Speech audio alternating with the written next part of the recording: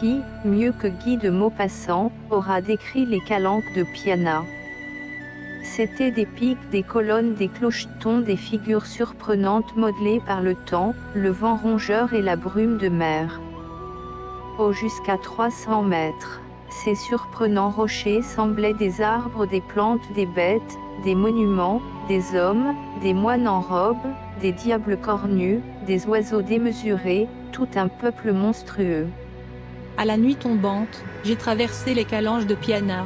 Je m'arrêtais, stupéfait devant ces étonnants rochers de granit rose, hauts de 400 mètres, étranges, torturés, courbés, rongés par le temps, sanglants sous les derniers feux du crépuscule, et prenant toutes les formes, comme un peuple fantastique de contes féeriques, pétrifié par quelque pouvoir surnaturel. J'aperçus alternativement 2 moines debout, d'une taille gigantesque. Un évêque assis, crosse en main, mitre en tête. De prodigieuses figures, un lion accroupi au bord de la route, une femme allaitant son enfant, et une tête de diable immense, cornue, grimaçante, gardienne sans doute, de cette foule emprisonnée en décor de pierre.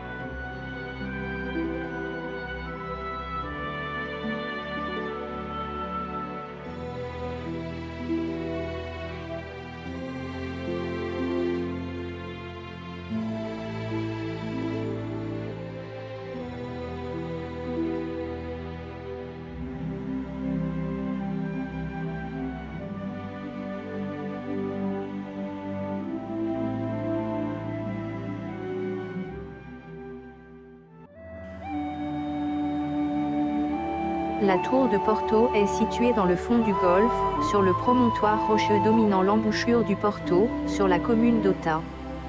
Elle domine le village, la marine et le petit port, du haut de son rocher, à 45 mètres d'altitude.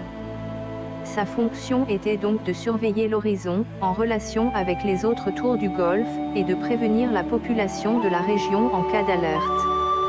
Elle participe au très ingénieux réseau de tours génoises faisant le tour de la Corse sous l'époque génoise. Son autre particularité est d'être une tour carrée. Bâtie au XVIe siècle, elle fut l'une des premières réalisées d'une telle ampleur. Sa forme carrée l'apparente d'ailleurs plus à un château fortifié, alors que son rôle n'était pas de défendre, mais bien d'alerter.